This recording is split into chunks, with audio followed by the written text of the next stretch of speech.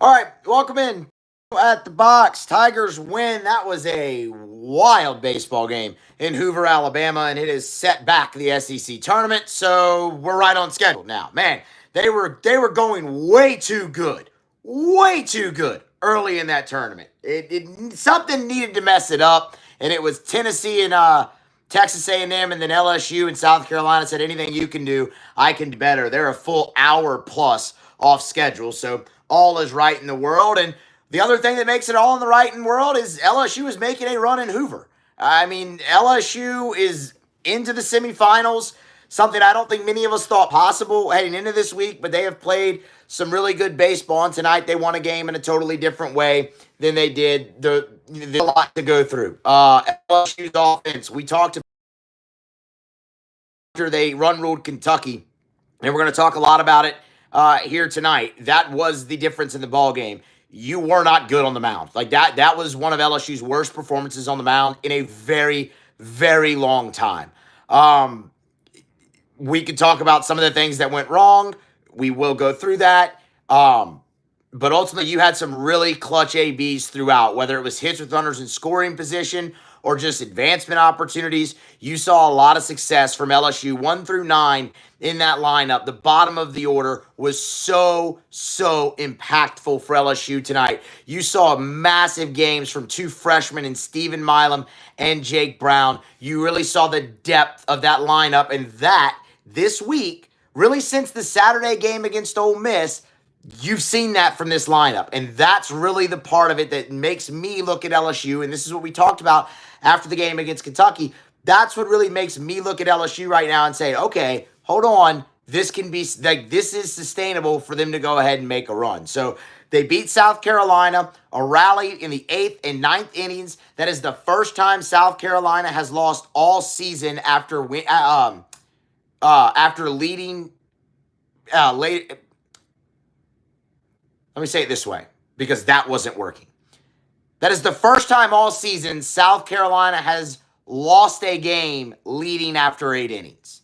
And it's a major credit to LSU's offense, and Fidelio got you some massive outs down the stretch. Y'all smash the like button, get subscribed if you haven't already on YouTube, on your favorite podcast app as well. The Tigers advance. They will play They have the day off, obviously, on Friday. They will play Saturday. They will play the second game of the day Saturday, and they will play the winner of Tennessee versus the loser of Vanderbilt, Mississippi State. Remember, the brackets flip on Saturday at the SEC tournament, so LSU will face the winner of Tennessee versus the loser of Vanderbilt, Mississippi State, which is about to start here. And there will be the second game of the day on Saturday. All right. Let's see here. Let's go ahead and get into it if we don't mind. So Thatcher Hurd got the start for LSU. It was a really interesting decision. I'll be honest, I liked the decision to start Thatcher Hurd. He pitched really well in his most recent outing against Ole Miss. You saw him in this spot last year against South Carolina in the SEC tournament against a very similar lineup. God damn it, this fucking shit. Against a very similar lineup, and he had a lot of success. And you're just looking to see if he can build off the outing against Ole Miss, and if you can find something, if you can find something from him going forward into the postseason. It started out phenomenal for Thatcher Hurd. Like, he looked great. He had 6 strikeouts. He struck out the side in the he struck out the side in the first inning. Not all looking. Petrie was swinging, but great start there. Sorry, I'm also trying to fix the connection right now, and it's not cooperating at the current moment. I'm getting real frustrated, and it's taking away from me actually recapping this baseball game. Can y'all hear me? Like, the audio's good? You can understand what I'm saying? If that's the case, then we will just roll through it. I don't really care about the video. So you get Hurd striking out the side. In the first inning, he would strike out Nolan to start the second, and then Lee Croy to end the second. So you're looking at 5Ks, 5Ks through 2 innings, and in the second, LSU breaks through offensively. You have a leadoff walk to Josh Pearson. He would advance on a throwing error. You had the pickoff move, E1. Milam got his night started, singles, and that scores the run. You would strand Milam, but you're up 1-0, and that's when Hurd threw up that 0. LSU would go down pretty quietly in the third inning, and then in the bottom of the third, it got away. It totally got away from Thatcher Hurd, and that would unfortunately be a theme tonight for LSU pitchers. And we can get into that a little bit more. So it's a leadoff walk to Cassis. Then you hit Brenling, and you have a wild pitch. Whatever. So that advances the runners. Ethan Petrie comes up to the plate and doubles down the right field line. It was a little flare that honestly looked like it got it looked like it came off of I'm blanking. Off of Jared Jones's glove, but it scores 1 run. So you have second and third, and then you walk Jackson. So the bases are loaded for Brennan Messina. Not Brennan Messina. For who is Brennan? I knew a Brennan Messina. For Cole Messina. And he's on another planet. I mean, it's just the guy is out of this world hot right now, and he homered grand slam, and that was the first pitch that Ackenhausen threw. You had changed pitchers after the walk, and Messina goes yard, and it's a grand slam, and at that point, LSU finds themselves down 5-1 in the ball game. Credit Hurd, he got the fly out into. Good Lord, credit Ackenhausen. What is going on? Credit Ackenhausen. He got the fly out and 2 strikeouts and got you into the dugout. And then one of the best signs ever was the top of the 4th. LSU responds immediately. Pearson, double. Travinsky trades places, double. Scores the run, makes it 5-2. Milam, single. Second hit of the night for him. Scores Travinsky, 5-3. And then Jake Brown comes up with one of the biggest swings of the night, and it was in the 4th inning. He's down in the count 1-2 and smashes a ball to right center field and ties the game. Y'all, that's what it's supposed to look like. I tweeted it. Said, big fly from Brown. What an answer. And man, that looked familiar. That is how it has looked for Jay Johnson's entire time at LSU offensively. And it hasn't looked like that much this year, but when you look at year 1, year 2, that's what it's looked like under Jay Johnson offensively, where LSU has just immediately responded. They fall behind, and then bam, the offense gets them right back into it, and that was great to see. You tie the game up at 5. Nate Ackenhausen gets you the 0 that you need in the bottom of the 4th. You go right back out there in the 5th, and you take the lead. Jared Jones, solo home run to right field. Oppo Taco, massive. But then you go to the 5th. After Ackenhausen looks like he's cruising, here comes trouble. Walk to Petrie to lead it off. Single to Jackson, and Christian Little comes in. Little would walk Cole Messina, load the bases.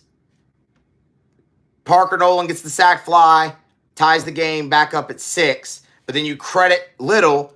He gets out of it, strikeout, and keeps the game tied. Those were massive outs.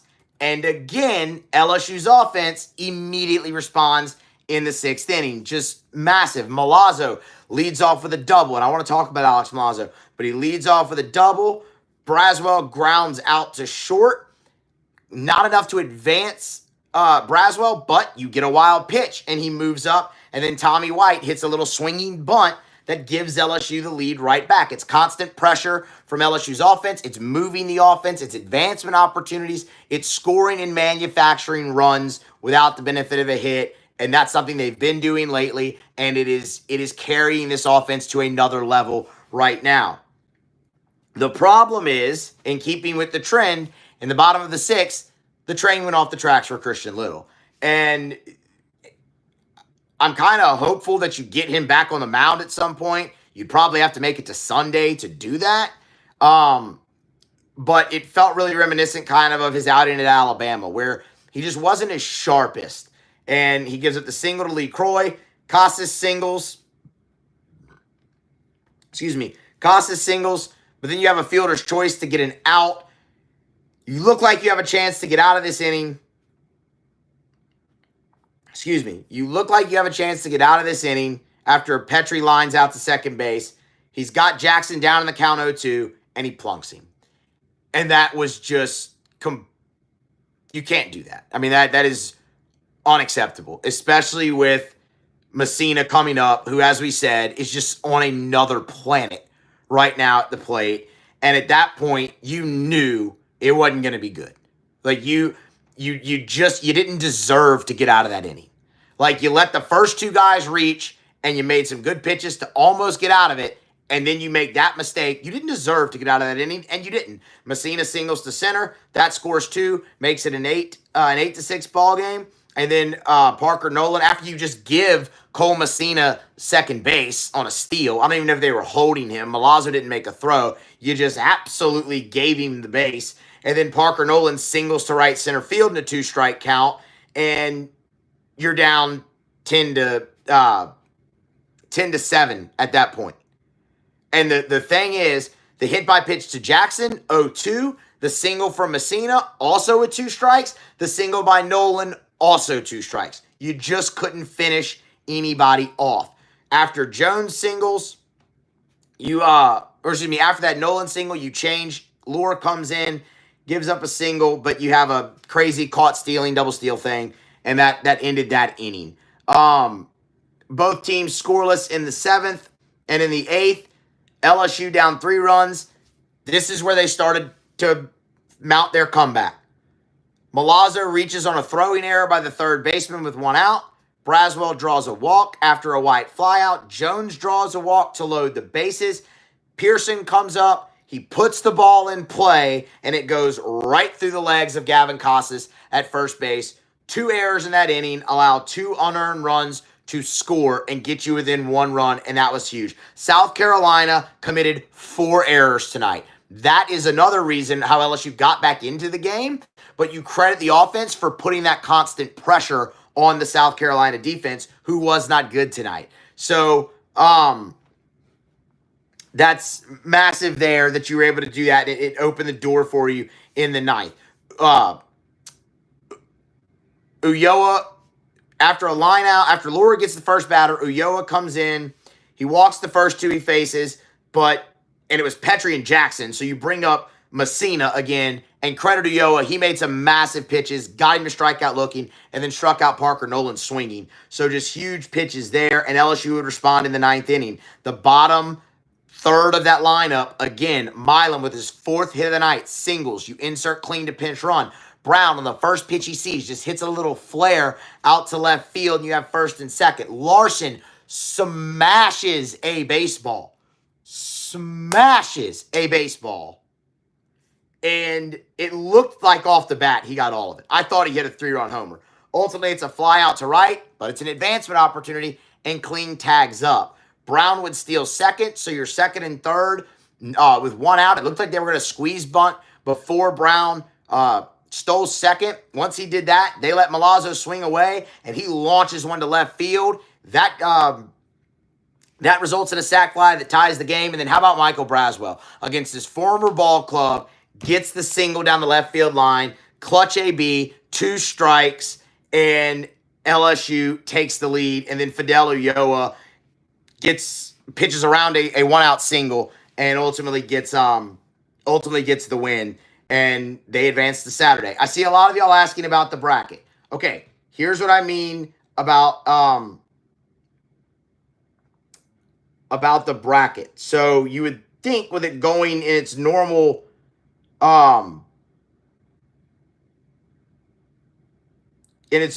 order that you would play the winner of the Kentucky losers bracket game, because that's where you are. Flip wasn't the right word. But you're not. You're playing the bottom half of your bracket now instead of the top half, if that makes sense. It doesn't really matter. What you need to know is you're playing the winner of Tennessee versus the loser of Vanderbilt and Mississippi State. Okay? And Vanderbilt and Mississippi State are in bracket 2. Right? They're in bracket 2. Tennessee was in bracket 1 with you, but flip isn't the right word. They kind of mesh. When it goes to double elimination, the brackets kind of mesh. Again, what's important is not the wording. What's important is you have tomorrow off. You play Saturday, the second game of Saturday, and you will play the winner of Tennessee versus the loser of Mississippi State Vanderbilt. All right. No more bracket talk.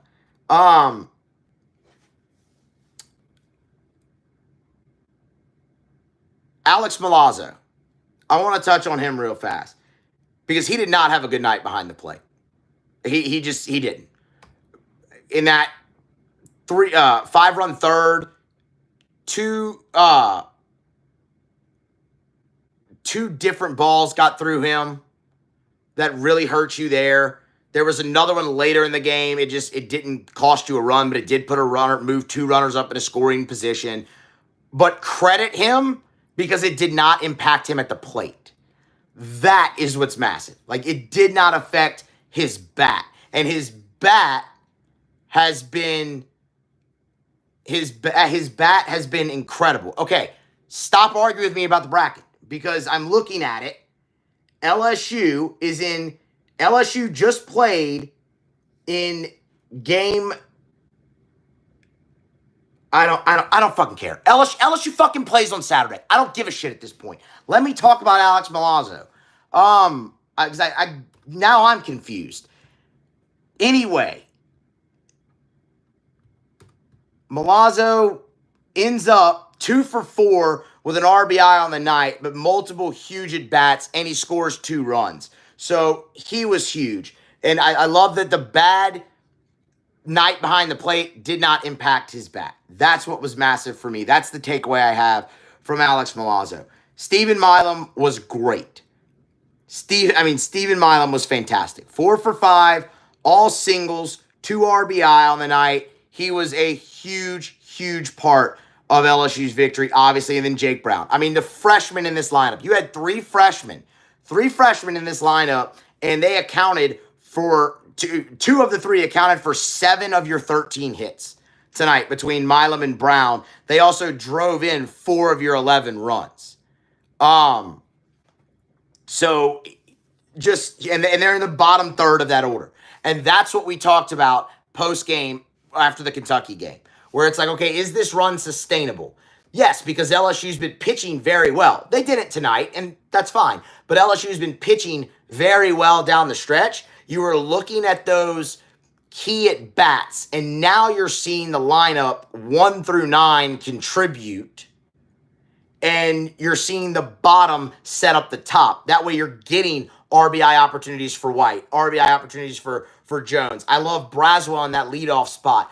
All of those things we talked about post-game Kentucky is a huge reason why LSU won this ball game tonight, because without the offense doing what they did, you're playing tomorrow and at 3:00, and instead you're going to be in there against instead you'll be playing Saturday and you get the day off. It's going to be really interesting to see what happens with LSU from a pitching standpoint. The day off will obviously help. I'm just interested to see who they start, because I mean, you'll have Herring available, you'll have Guidry available, the 2 guys who pitched for you there, and you'll have a select few guys from this game available as well. I mean, Justin Lord threw 7 pitches. He can go. Ulloa threw 20. He could probably go for you on Saturday if you really need it. Starting pitching options, Sam Dutton has not thrown yet. I think it just depends on, do you want to – he's not going to go deep. You're going to be using him as an opener, all right? So that's the thing. And then if you don't go Dutton, if you do not go Dutton, I'm really curious if they would start Griffin Herring. I'm really curious if they would do that. Because Herring hasn't thrown since Tuesday. He threw 33 pitches, I believe, in that game. I can double check here. 33 pitches. So he might not get you deep, but I'm curious to see if they would make that move. If not, I think it's Sam Dutton. The only other guy I could think of would be Coleman or Anderson. But either way, you're getting thin on the mound. You're going to have to piece it together from here on out. Like, you're nearing the end of your rope. I saw somebody ask, at what point do you start saving guys for regionals? You're kind of already doing that. The guys you have to worry really about saving for regionals are Holman and Jump, and they're done. Like, they're not they're not going to pitch again, and they shouldn't. So anyway, that's what I have there for LSU. The thing I really want to see is the Tigers keep the offense going, and I want to see them bounce back. Like, you've done more than enough now. Like, notice we haven't mentioned NCAA tournament at all because you've just done more than enough. LSU put the final nail in the coffin when they beat Georgia. And just for the hell of it, they've decided to keep putting nails in the coffin. Which is great. But I do think you're nearing the end of the rope, and if you lose on Saturday, it doesn't really matter at this point. Sure, you want to win it, why not? But it's really hard to win this thing from Tuesday.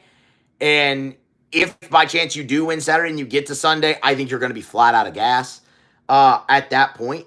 But what's great to see is them continue to string together wins and do it in different ways now. You've seen them dominate games, and you had to see them battle and come back. And I'll keep going back to the lineup, y'all. Like that, the way we put it on Wednesday after they beat Kentucky, we went back to the conversation we had all year with this team, all the way back to the fall. When you looked at this team, pitching was supposed to be your strength. Lately it has been, but now, and it was gonna carry you until the offense found it. Pitching's carried you, and the offense looks like it's found it. And we said when that happens, they're going to be a really good baseball team. And I'll be damned, they look like a really good baseball team right now. That's a lot of will to win from that group tonight. Tommy White went 0 for 6. You scored 11 runs on 13 hits. You capitalized off of every South Carolina mistake. That's what a Jay Johnson offense looks like. You manufactured runs. You had big innings. You hit with runners in scoring position. You did it in all different ways. And that's huge. I saw somebody ask, sorry, again, I didn't see the name, but somebody asked if they've done enough to be a 2 seed yet. I don't think so. I think LSU has to win the SEC tournament to get off the 3 line. And I think that's really inconsequential. You're still going to play in the 2-3 game. It's just, are you going to be the home or the away team? LSU's been the visiting team all 3 games in the SEC tournament, and they've won all 3 games. So, sometimes having the last at bat can be overrated, I think. So, sometimes. Not all the time. Sometimes. But yes, Jeffrey, there's no chance of hosting. The only way a game is played again in Alec Box Stadium is if there are massive upsets in the NCAA tournament. Like, if LSU's a 3, you would need a 3 or lower to win the opposite regional, and then LSU could potentially get a game back at the box. But you're not hosting a regional, and that's the only way you would host a super, is if you win your regional and a 3 or lower in the corresponding regional also pulls off an upset. But, look, man, it's just a great that was a great win for them tonight. That was a massive, massive win for LSU tonight. They didn't need it, but they needed it, right? Does that make sense in a sense? the more wins they can string together, the better, the more confidence they have. I love that. So, and I love that they did it. I love that they did it without a great pitching performance, because I think they will bounce back. They've pitched too well down the stretch to not. They just, nobody could sustain the success that they had in this game. And credit South Carolina for that too, y'all. That's something else we talked about in the preview. LSU did not do a good enough job against the top of the order. We highlighted the top 4 guys: Brinling, Petrie, Jackson, Messina. They combined for 5 of South Carolina's 12 hits.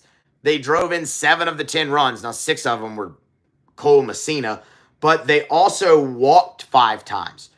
They reached base 10 times tonight. You did not do near good enough a job, and it was able to just allow the rest of the lineup to kind of come through. And so, like I said, credit South Carolina a lot for that. But I mean, you just look at it; it was a trend for LSU's pitchers. Hurd gets off to a good start, loses it. Ackenhausen, good start, lost it. Little battled hard, got out of the inning, lost it.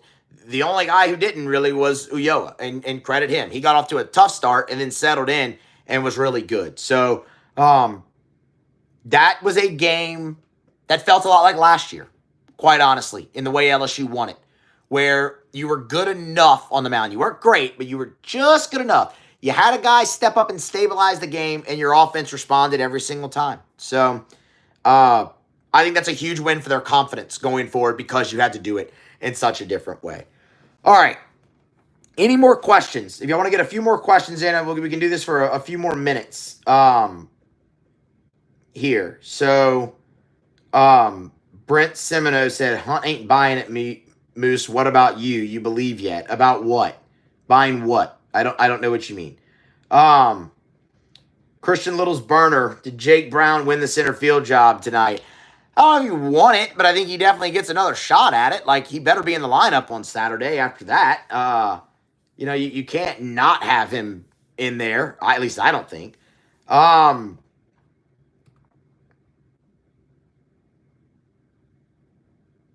Let's see here, gang.